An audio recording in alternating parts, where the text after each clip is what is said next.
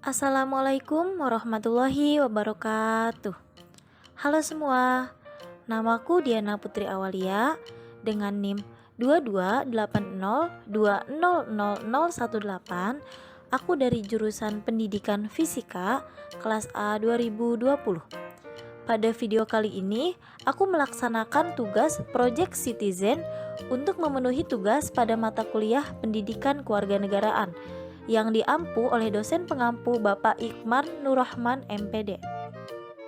Aku tinggal di Kampung Mamengger, Desa Kertasana, Kecamatan Bojonegara, Kabupaten Serang, Banten. Setelah dilakukan observasi mengenai permasalahan-permasalahan apa sih yang ada di lingkungan masyarakat, aku menemukan permasalahan yang terjadi di lingkungan masyarakat Kampung Mamengger, yaitu permasalahan mengenai pendidikan yang tidak merata. Karena banyak sekali remaja yang tidak melanjutkan sekolah formal, mulai dari jenjang SMA. Setelah melaksanakan observasi dan mengetahui permasalahan yang terjadi di masyarakat, yaitu mengenai pendidikan yang tidak merata, aku melakukan wawancara kepada masyarakat sekitar untuk mendapatkan informasi tentang permasalahan tersebut serta cara penyelesaiannya. Di sini, aku melakukan wawancara dengan 2 orang. Narasumber yang pertama yaitu Bapak Sahroni yang bekerja sebagai Sekretaris Desa Bojonegara, dan narasumber yang kedua yaitu Ibu Rosliana sebagai ibu rumah tangga. Berikut cuplikan wawancara tersebut.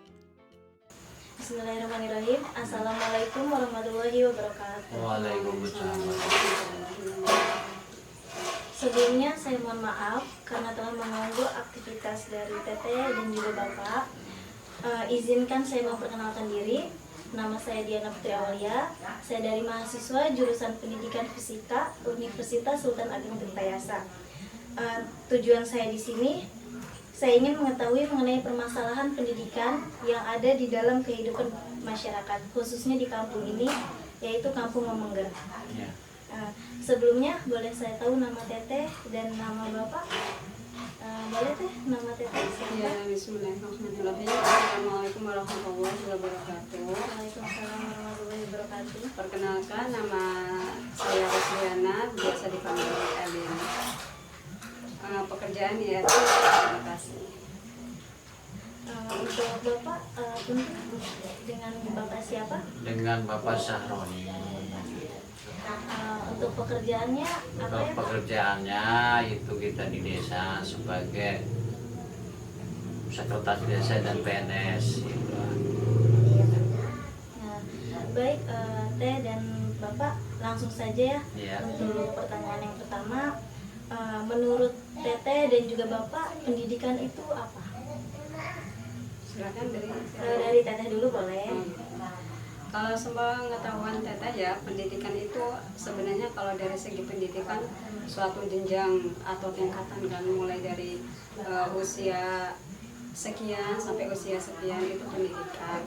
Tapi kalau pendidikan secara umumnya itu adalah suatu tahapan yang harus dilalui oleh seseorang untuk melalui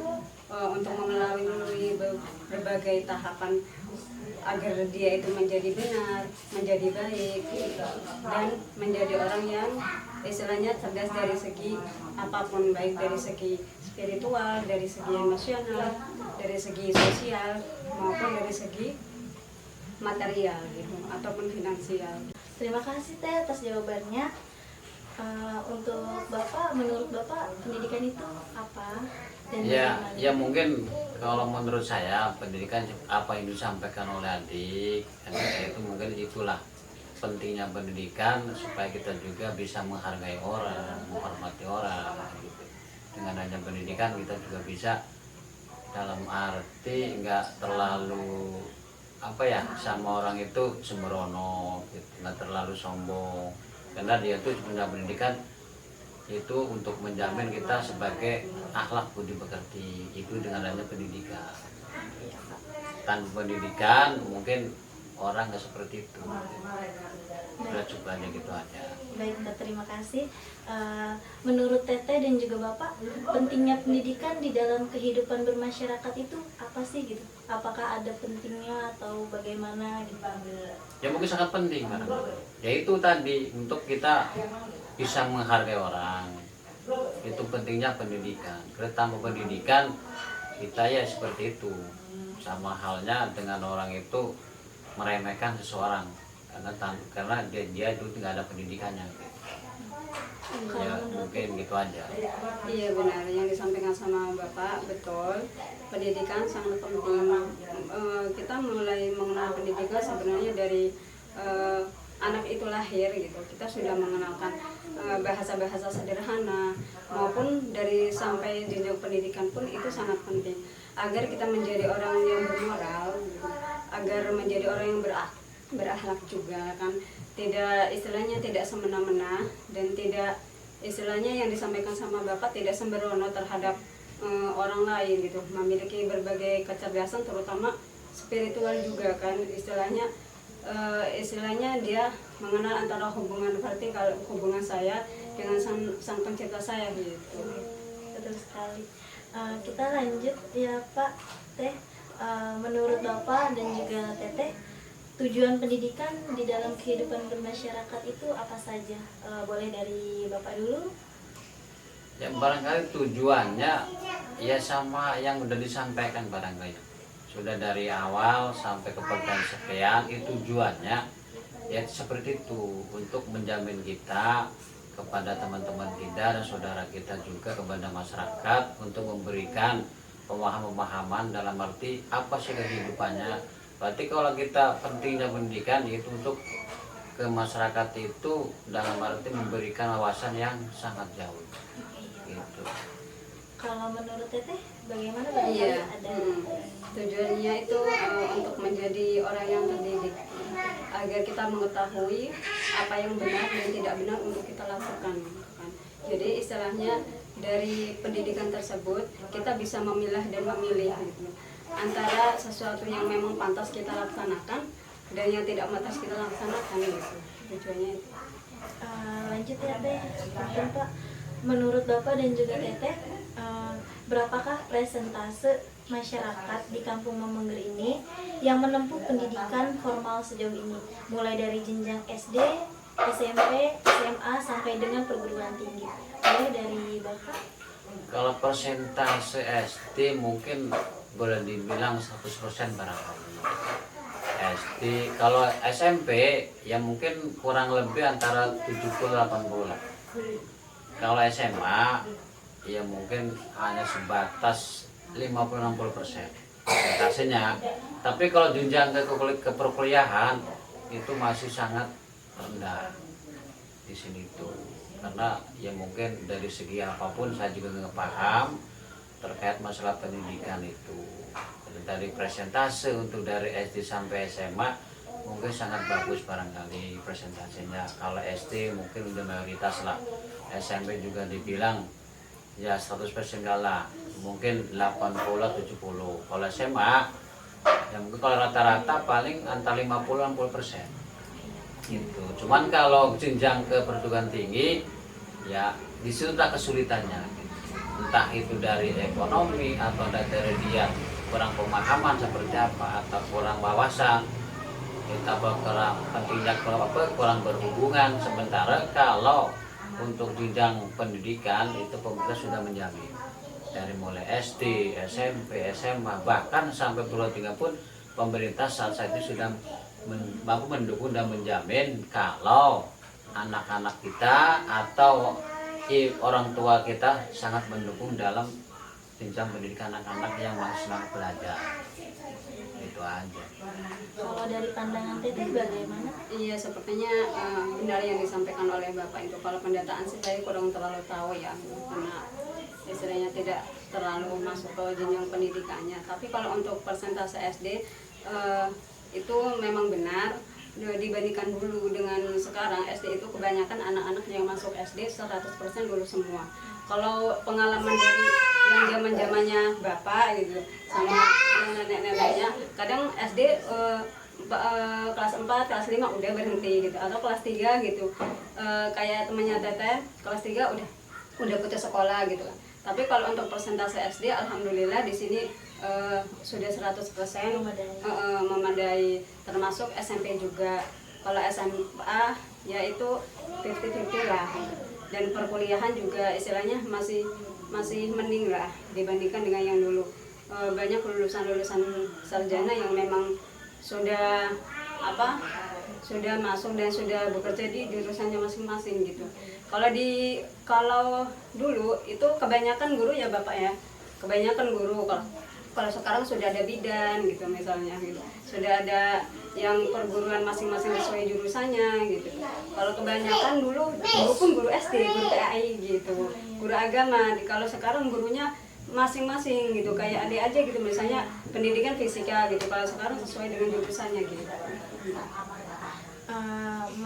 Menurut Bapak dan juga Teteh, faktor penyebab yang mempengaruhi hal tersebut apa saja gitu? Boleh dari Bapak dulu. Faktor yang paling utama itu yang jadi kendala untuk melanjutkan jenjang pendidikan yang paling tinggi itu ekonomi. Cuma kalau bicara ekonomi tadi saya sampaikan tergantung kesemangatan kita, tergantung pendukung dari orang tua. Karena pemerintah sudah menjamin dalam arti untuk pendidikan. Karena pemerintah sudah mencanangkan dan juga punya program, bahkan biaya pun dijamin pemerintah. Andai kata kita itu semangat belajar, orang tua mendukung, itu pasti ada jalan. Dan pemerintah sudah punya program dan sudah mencanangkan untuk mendukung pendidikan baik dari SD, SMP, SMA, bahkan perkuliahan pun sudah dijamin pemerintah. Itu. Sudah ada beasiswa gitu ya? Itulah termasuk dalam arti kalau kita mencari apa sih sebabnya, ya sebabnya lah nggak ada lagi ekonomi. Cuman ekonomi sekarang sudah dibantu pemerintah gitu. Tinggal kemauan kita sendiri, kesemangatan kita sendiri dalam hal menempuh pendidikan gitu. Yang kedua yaitu kadang-kadang antara anak dan bapak, orang tua lah. Anak pengen sekolah, kadang-kadang orang tua kurang mendukung. Terus orang tua mendukung anaknya lemah, karena ya itulah, karena dia memahami dalam arti pentingnya pendidikan, memahami. Gitu. Iya, betul sekali. Kalau menurut Teteh bagaimana dari pandangan Teteh sendiri? Ya mungkin faktor ekonomi paling utama kali ya. Jadi seperti flashback ke yang kemarin aja kayak bapak-bapak kita dulu nggak ada uang, ya udah nggak sekolah lah gitu. Orang nggak ada uangnya kan. Kalau sekarang memang benar banyak sekali jalan untuk menggratiskan sekolah gitu. Kayak banyaknya beasiswa dari berbagai jalan, beasiswa pun ada berapa jalur gitu kan sekarang. Jadi sudah banyak gitu. Ya mungkin faktor pertamanya ekonomi. Terus faktor keduanya itu dari keinginan anak sendiri gitu tuh. Kadang anaknya pengen sekolah tapi orang tuanya yang nggak mampu gitu tuh. Kadang anaknya ya pengen sekolah juga bukan karena orang tuanya nggak mampu, tapi orang tuanya yang malah pengen ke pesantren aja ya gitu. Kadang begitu, ada aja yang begitu gitu tuh. Jadi kadang anaknya pengen ke pesantren, orang tuanya yang pengen ke sekolah gitu kan.